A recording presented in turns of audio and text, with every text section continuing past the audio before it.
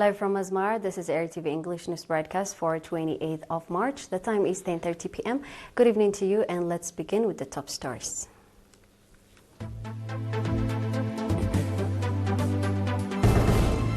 Eritrea's ambassador to Kenya participates in Africa diplomatic annual retreat. Activity assessment meeting of Youth Workers Organization conducted. Iran accused Gulf states of enabling U.S. attacks.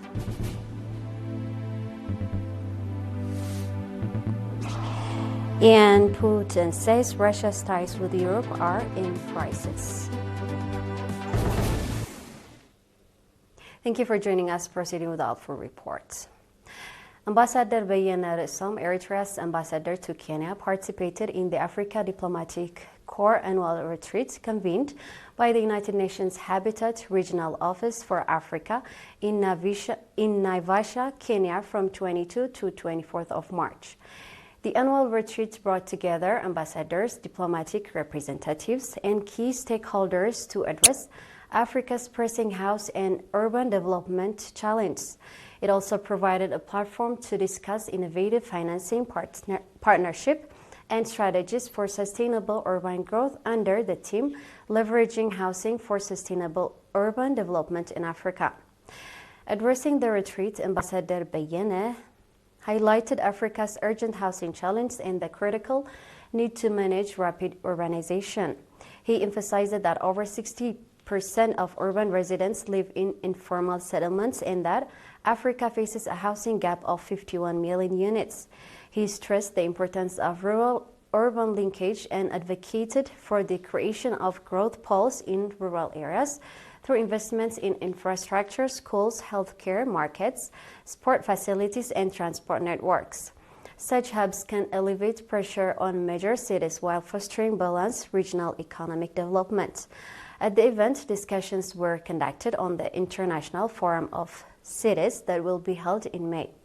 The participants adopted various resolutions that could contribute to the achievement of the Sustainable Development Goals and called for strengthening relations between governments and financial institutions. The Youth Workers Organization in Keren Subzone conducted an activity assessment meeting and discussed its future plans for action on 26 March. Mr. Merhawi Zerai, head of the Organizational Affairs of the National Union of Eritrean Youth and Students branch, said that the objective of the meeting was to create common understanding on youth-related issues, as well as to preserve the achievements already registered and address the challenges encountered. Mr. Azazi Berghatab, head of the National Union of Eritrean Youth and Students in the Ansaba region, said that the objective of the Youth Workers Organization is to strengthen the organizational capacity of the youth, organize training program with a view to enhancing the productivity of members, as well as to recruit youth capable of future leadership. The participants, on their part, called for organizing sustainable awareness-raising programs with a view to preserving societal values and norms, as well as enhancing the participation of the youth in the implementation of the union's programs.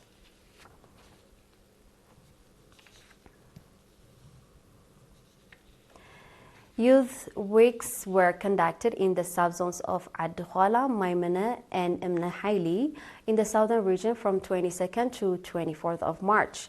The Youth Weeks featured cultural and scientific competitions, innovation and creative displays, as well as recognition for outstanding students.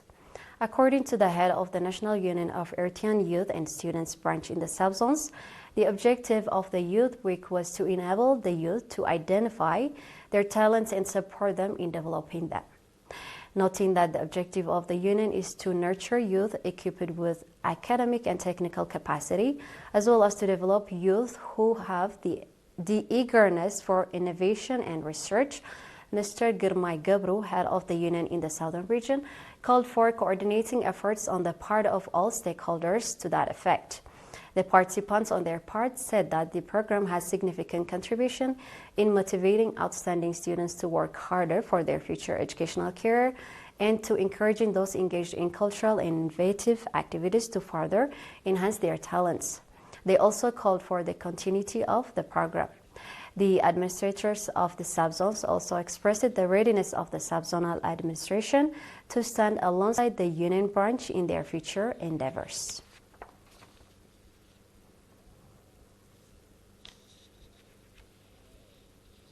Those were local news updates. International news will follow as we come back. Stay tuned.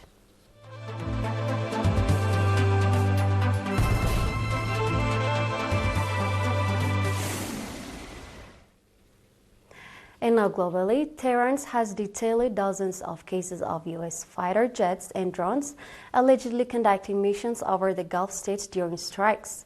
Iran has formally accused the Gulf states of allowing the U.S. military to use their territory and airspace to launch and support strikes against the Islamic Republic. This is according to letters sent to the UN Security Council.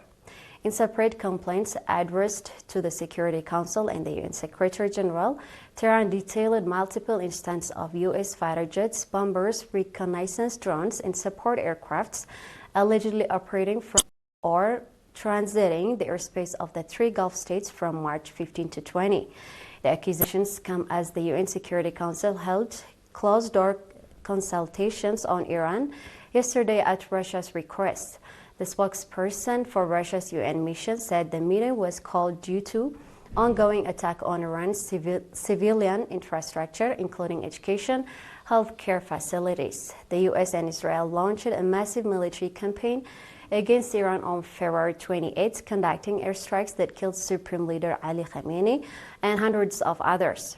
Iran has responded with waves of missiles and drone strikes targeting U.S. military installations across the Gulf as well as infrastructure in countries hosting U.S. forces.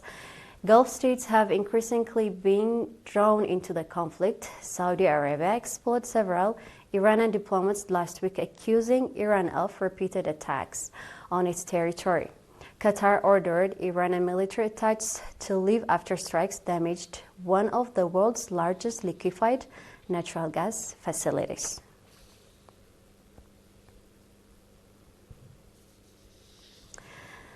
President Vladimir Putin told Russia's Security Council yesterday that the country's relations with Europe were in crisis, but Moscow was not to blame. He added that Russia had never refused to restore ties with European states.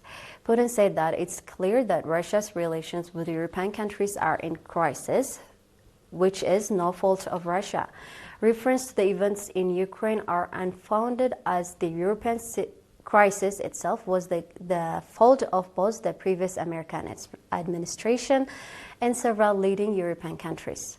They supported the coup d'etat in Ukraine, which subsequently triggered the entire chain of tragic events that are still unfolding in Ukraine. But instead of dwelling on the causes now, discussions should be on the current state of Russia's relations with European countries, with the European Union as a whole. And he emphasized that his country has never abandoned the development or the restoration of these relations.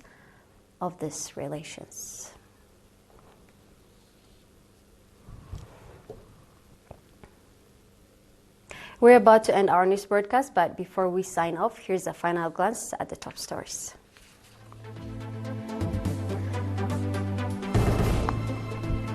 Eritrea's ambassador to Kenya participates in Africa diplomatic annual retreat. Activity assessment meeting of youth workers organization conducted. Iran accused Gulf states of enabling U.S. attacks.